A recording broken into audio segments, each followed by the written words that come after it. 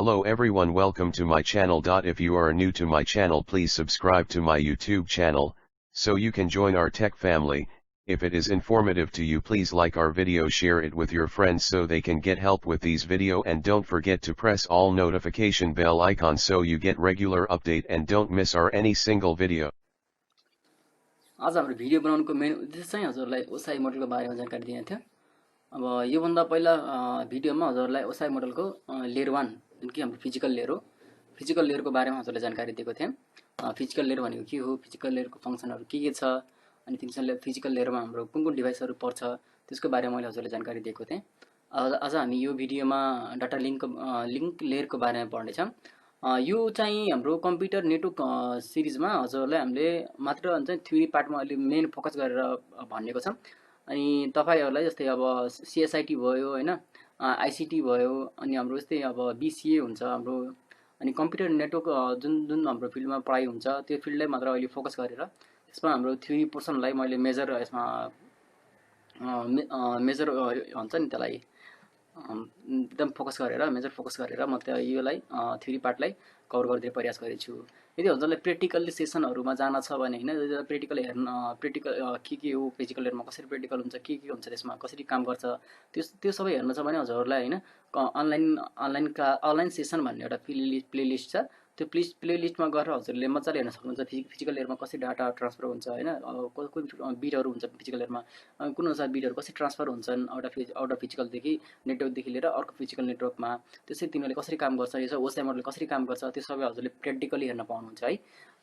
Online session प्लेलिस्टमा गएर हेर्न सक्नुहुन्छ यदि एउटा प्र्याक्टिकल चाहिएको छ भने।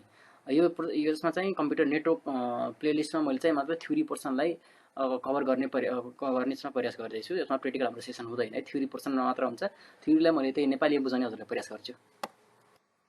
अनि यो अन्त सेसनमा मैले हजुरलाई कहाँ ड्रप गरेको थिएँ भने हाम्रो 7वटा लेयर हुन्छ। यो physical layer, functional physical layer, network physical लेयरको डिभाइसेसहरु मैले हजुरलाई भनिसकेको छु। आज हामीले डाटा लिंक लेयरको बारेमा पढ्ने छौं। त्यसलाई हामीले सर्टकट फर्ममा डीएलएल अथवा डीएलएल मैले फर्म राखेको छु, डाटा लिंक लेयर हैन। डीएलएल डाटा लिंक लेयर, त्यो चाहिँ लेयर 2 डिभाइस पर्छ, लेयर 2 मा पर्छ। लेयर 2 भनेपछि हाम्रो ओएसआई मोडलको लेयर 2 मा पर्छ त्यो। अब त्यो डाटा लिंक लेयर अब के छ, data link layer is responsible for the node to node delivery of the message. अब यसले के गर्छ, नोड टु नोड डेलिभरीको मेसेज गर्नलाई हेल्प रिस्पोन्सिबल हुन्छ। यो हेल्प गर्छ यसले। The main function of this layer is to make sure the data transfer is error free from one node to another over the physical layer.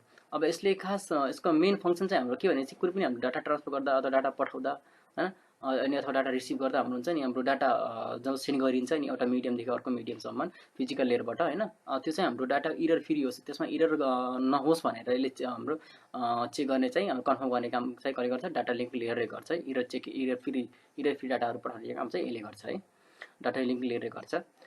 When a packet arrive in a network, जब यो नेटवर्कमा packet arrive हुन्छ, it is responsibility of DLL भनेको data link layer to transmit it to host using its MAC address. यसमा हाम्रो data link layer अथवा DLL अथवा layer 2 ले के काम गर्छ भने हजुरको यसमा अथवा नेटवर्कदेखि लेयरदेखि कुनै पनि प्याकेट आछ भने डाटा लिंक लेयरले के गर्छ, त्यो प्याकेटलाई फ्रीमा कन्भर्ट गर्ने काम गर्छ हैन।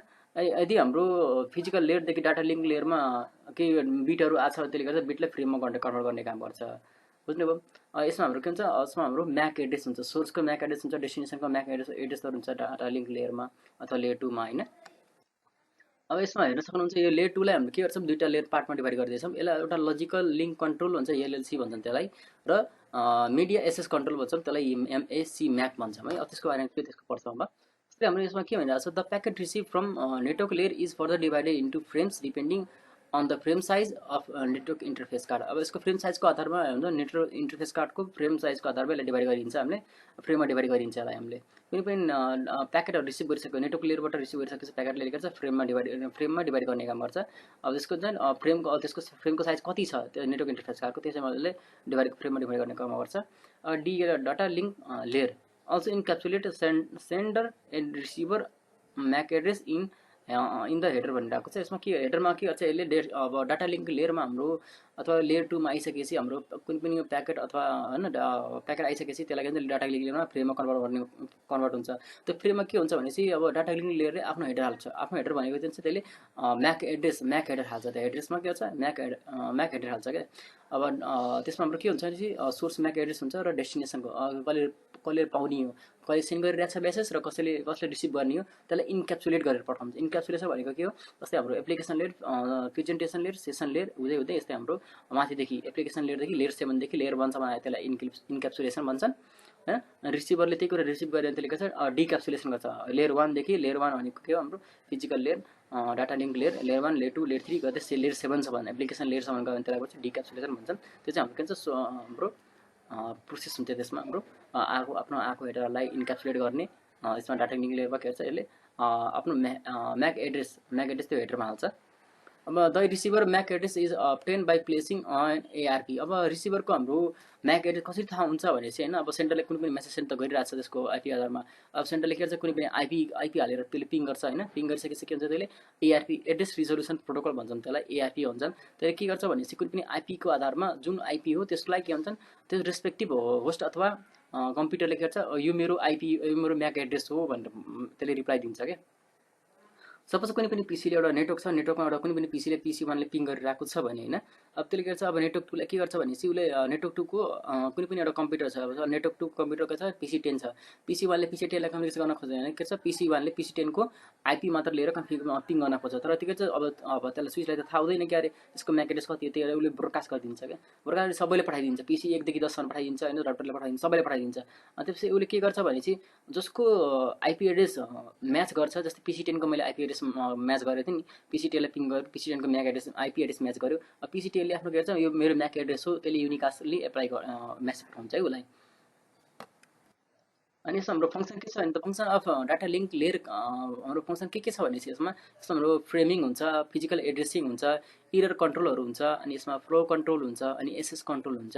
अब यसमा हाम्रो के छ भनेपछि डाटा लिङ्क लेयरमा हाम्रो फ्रेमिङ भनेको के हो भनेपछि framing is a function of the data link layer. It provides a way of for a sender to transmit a set of bits that are meaningful to the receiver. अब framing गर्ने काम गर्छ भनेपछि अब यसले अब वे एउटा भन्छ नि, अब यसले प्रोभाइड गर्ने अब डाटा ट्रान्सफर गर्नलाई होइन यसले एउटा के गर्छ बिट, अनि यसलाई कुनै फ्रेम आएकोलाई यसले गर्छ बिटमा कन्भर्ट गरेर हुन्छ अब रिसिभरले सजिलै पाउन सकोस्, सजिलै बुझ्न सकोस् भनेर के गर्छ बिटमा कन्भर्ट गरेर पठाइदिने गर्छ।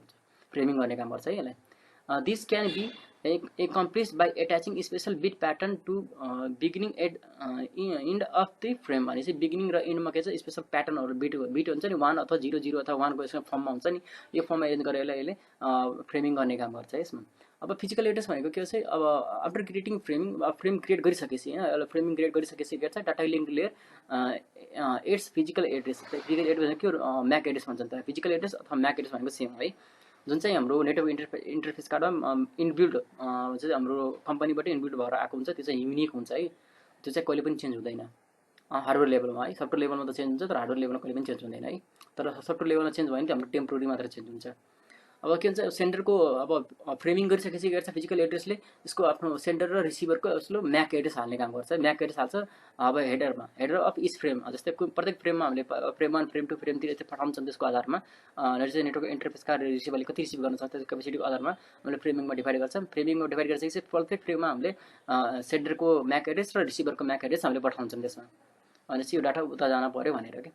अब इरर कन्ट्रोल भनेपछि के छ भनेपछि data link layer provide the mechanism of error control in which it detects and retransmit damage or lost frame भनिरहेको छ।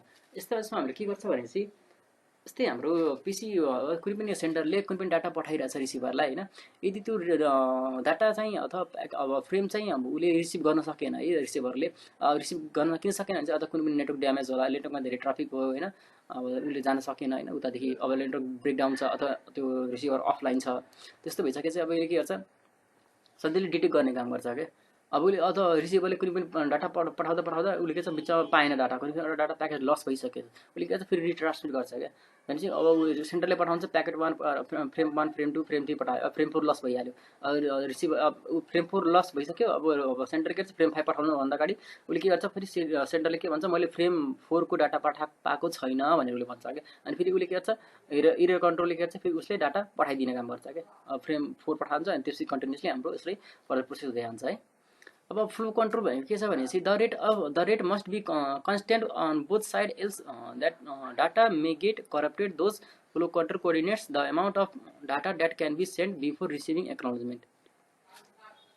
अब यसो हाम्रो भने के भन्छ कसो भने हाम्रो फ्लो कन्ट्रोल हुन्छ, कुनै पनि एउटा सेन्टर अथवा रिसिभरको त्यसको एउटा क्यापेसिटी हुन्छ है। डाटा मैले यति फ्रेम पठाउन सक्छु यति सेकेन्डमा होइन, रिसिभरले हुन्छ नि समथिङ सेकेन्डमा 1 सेकेन्डमा 2टा अथवा 3टा फ्रेम रिसिभ गर्न सक्छु, त्यसको एउटा क्यापेसिटी हुन्छ क्या। त्यो क्यापेसिटीभन्दा बाहिर पठायो भने के गर्छ उसले फ्रेमहरू रिसिभ गर्न सक्दैन, सबै फ्रेमहरू लस भइदिन्छ अझ करप्ट भइदिन्छ। त्यही अनुसारले के गर्छ उसले नेगोसिएट गर्छ कि आफ्नो सेन्टर र रिसिभरले अब एक आफ्नो नेगोसिएट गर्छ क्या। सेन्टरको समथिङ क्यापेसिटी सपोज 100 MB पठाउने जस्तै 3टा फ्रेम पठाउने क्यापेसिटी छ पर सेकेन्डमा, जस्तो रिसिभरले के गर्छ मसँग एउटा मात्र क्यापेसिटी छ 1 फ्रेम इज ए टाइम मात्र रिसिभ गर्न सक्छु उसले भनिरहेको छ भने चाहिँ उसले के गर्छ सेन्टरले 1 फ्रेम मात्र पठाउँछ क्या। अब उसले के गर्छ अब एउटा फ्रेम पठाउँछ अनि बल्ल उसले एक्नोलेजमेन्ट पाउन पाउँछ सेन्टरले। अझ हाम्रो फ्लो कन्ट्रोल क्यापेसिटी कति थियो 2टा फ्रेम थियो भने उता उसले 2टा फ्रेम पठाइसकेपछि बल्ल उसले एक्नोलेजमेन्ट रिसिभ गर्छ, 2टा एक्नोलेजमेन्ट रिसिभ गर्छ। जस्तै हाम्रो सेन्टरले 2टा फ्रेम पठाउने छ र रिसिभरले पनि 2टा फ्रेम रिसिभ गर्ने क्यापेसिटी छ भने चाहिँ के गर्छ उसले 2टा फ्रेम पठाउँछ अनि बल्ल सेन्टरले 2टा फ्रेम 1 फ्रेम 2 पठाउँछ, रिसिभरले के गर्छ फ्रेम 1 फ्रेम 2 को बल्ल एक्नोलेजमेन्ट पठाउँछ क्या मैले फ्रेम 1 फ्रेम 2 पाएँ भनेर। अनि यसरी फर्दर हाम्रो कम्युनिकेसन हुँदै जान्छ है। अब एसएस कन्ट्रोलमा के हुन्छ भनेपछि when a single communication channel is shared by multiple devices, max sub layer of data link layer help to determine which device has control over the channel at a given time। जस्तै हाम्रो के भइरहेछ भनेपछि SS control भने किन line कतिखेर लाइन्छ भने चाहिँ अब हाम्रो मल्टिपल डिभाइसमा हाम्रो कम्युनिकेसन गर्न खोज्छौँ अथवा सेयर गर्न मल्टिपल कम्युनिकेसन हाम्रो गर्न खोजिरहेको बेलामा हाम्रो के भन्छ हाम्रो एसएस कन्ट्रोल लाइन्छ भने चाहिँ प्रत्येक जस्तै हामीले कुनलाई डाटा दिने कुनलाई डाटा सेयर गर्ने हो कुनले डाटा सेयर गर्ने होइन भन्ने त्यसमा हाम्रो के हुन्छ हाम्रो मल्टिपल डिभाइसहरूलाई एसएस कन्ट्रोल लाउँदाखेरि हाम्रो के भन्छ अब डाटा लिङ्क लेयरले हामीलाई हेल्प गरिरहेको हुन्छ। जस्तै हाम्रो के छ भनेपछि जस्तो अब इक्जाम्पल के दिन सक्नुहुन्छ भनेपछि हाम्रो मल्टिकास्टमा के हुन्छ भनेपछि त्यहाँ जस्तै हाम्रो PC1 PC2 PC3लाई हामीले डाटा पठाउनु छ, जस्तै मल्टिकास्ट गर्नु PC1 PC2 PC3 अब 4 5 भन्ने PC छ PC4 PC5 डाटा पठाउनु छैन भनेपछि के छ हाम्रो एसएस डिभाइस अब डाटा लिङ्क लेयर हाम्रो स्विच हुन्छ, डाटा लिङ्क लेयरमा हाम्रो लेयर 2 को डिभाइसहरू हुन्छ। यसमा लेयर 2 को डिभाइस भनेको छ हाम्रो स्विच हुन्छ, स्विचमा के गर्छ भनेपछि उसले PC1 PC2 PC3 को उसले आफ्नो म्याक एड्रेस राख्छ हैन, सब लेयरबाट म्याक एड्रेस राख्ने गर्छ र प्रत्येक फ्रेममा के गर्छ उसले डेस्टिनेसन म्याक एड्रेस र सोर्सको म्याक एड्रेस रिसिभर र सेन्टर अथवा रिसिभरको म्याक एड्रेस हालेर पठाएको हुन्छ, प्रत्येक फ्रेममा पठाइरहेको हुन्छ यसले। अनि यसरी हाम्रो मल्टिपल डिभाइसमा कम्युनिकेसन गर्नलाई सजिलो हुन्छ, हाम्रो कम्युनिकेसन गर्न सकिन्छ एसएस कन्ट्रोल लाएर है। र PC4 र PC5ले त्यो मेसेज अथवा फ्रेम पाउँदैनन् उनीहरूले। अब यसमा के हुन्छ भनेपछि अब डाटा लिङ्क लेयरमा के हुन्छ packet in data link layer is refer as frame भनेपछि अब नेटवर्क लेयरमा के हुन्छ हाम्रो कुनै पनि अब डाटा माथिबाट लिएर आएकोलाई त्यसले चाहिँ प्याकेटमा कन्भर्ट गर्ने काम गर्छ। त्यो प्याकेट लेयरलाई हाम्रो डाटा लिङ्क लेयरमा आउँदा उसले के गर्छ डाटा लिङ्क लेयरले फ्रेममा कन्भर्ट गर्ने काम गर्छ है। अब data link layer is handle by the NIC भनेको नेटवर्क इन्टरफेस कार्डले यसले ह्यान्डल गरिरहेको हुन्छ। And the device driver of host machine अब त्यसको डिभाइसमा हाम्रो ड्राइभरहरू हुन्छ जस्तै हाम्रो यो हार्डवेयरलाई चलाउनलाई हेल्प गरिरहेको हुन्छ ड्राइभर, त्यस्तो हुन्छ इन्ट्रेक्सन गर्नलाई हेल्प गर्छ हामीलाई।